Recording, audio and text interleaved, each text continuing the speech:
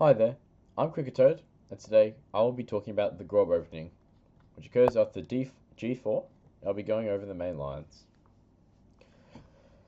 Well, the two main lines are D5 and E5. We're going over both in some depth. So let's go with D5 first. So after G4, D5, most Grob players will immediately play bishop to G2. I'm not a fan of this because of this following line. Bishop takes G4, C4, D takes C4, bishop takes B7. And yes, it looks like that you're winning a rook, but it is my opinion and the computer's opinion to believe that black is actually winning this, except the computer does not know how much they're winning this. Is look at pawn at F3, right? Pawn E5, which is developing the bishop, which happens.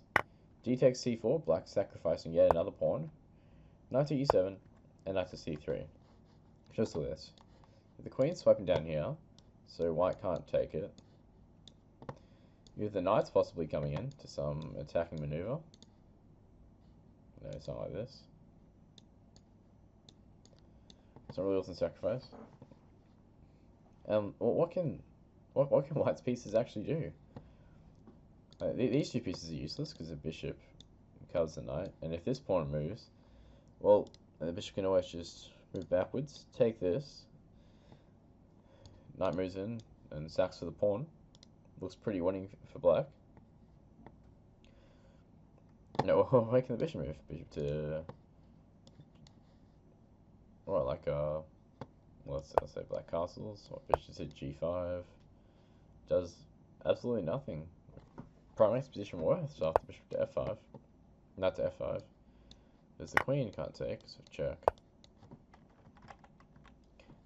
So it's like it looks like that white's up a piece, but there's no real compensation. Their pieces really can't do anything. I would take black 10 times out of 10 in this scenario.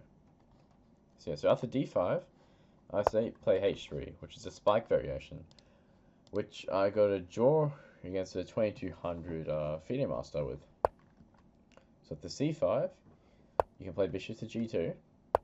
After knight to c6, you can play c4, which you can either take, push, or can play e6. So c takes d5, e takes d5, pawn to d3 to develop with the bishop, knight f6, pawn to f4, which is sort of getting ready for a castling f5 type scenario, where if white gets the knight in enough and maybe pawn storms, that can be a devastating attack. So pawn to d4 by black, knight to f3, bishop to d6, castles, castles, and then knight to a3. So knight to a3 defends these moves. There's a possibility of pawn to f5, queen to e1, queen to h4, and a knight or pawn going to g5. So picture this, right? So it's just a pawn here, a pawn here, a queen here on h4, a bishop on e4, a knight on e5, and a knight on c4. To black, this would be devastating. Like, I would be scared if I was black. The computer valuations are like +1 for black, but what can they do? These three pawns protecting each other, the bishop protecting the f pawn, is just way too strong for black's defense, and the odds are that white will win this game 9 times out of 10, obviously unless some type of blunder happens. So h3 is my preferred move after d5 because of the taking and the stacking the rook line. Same about g4 and then e5. Well, I'd say play bishop to g2 here. There's no bishop threat. And after d5, there is no need to play h3 because a c4 threat can always happen. And once you get in d4, this pawn you cannot push. So you can always play in c4, have a massive attack, and because of the d4 pawn, you can block the queen coming over for our rook. So e4, c4, c6, knight to c3, and bishop takes g4. Because it seems like a free pawn, doesn't it? Wrong. We play queen at b3 with a threat for, let's say they play h6. We can just take. And we're already up. If they try to play bishop to e6, we have bishop takes e4. And well, we have queen takes b7 coming with a knight to c7 check. Possibly followed by either taking the rook, and if the knight moves, we can always summon bishop to c6 check. So let's go back to queen to b3. So knight to f6 is played by black. All you do is just take on b7. Now knight b to d7 allows the queen to protect the rook. So we play f3, e takes f3, and knight takes f3. So we have one very simple plan. We want to take this pawn, get the queen out of here with either b5 or here. If queen at b5 occurs, we'll be attacking the d5 pawn and throwing pieces at it with knight to e5, uncovering the bishop attack and attacking the pinned knight. We want to be castling. We want to get a massive attack on f7 after the d5 square is taken. And we want to pin their f6 knight just so they cannot do anything. So let's look at this in action. Bishop to e7, queen takes c6, rook to c8, and then queen to b5. And the black's best move is actually taking on c4, which we just do knight to e5, which pins the knight to the king, attacks the bishop, has a possible threat on knight takes f7, so like rook to f1, sacking it, and going bishop to e5. There's also a threat of knight to c6, which we can see in play.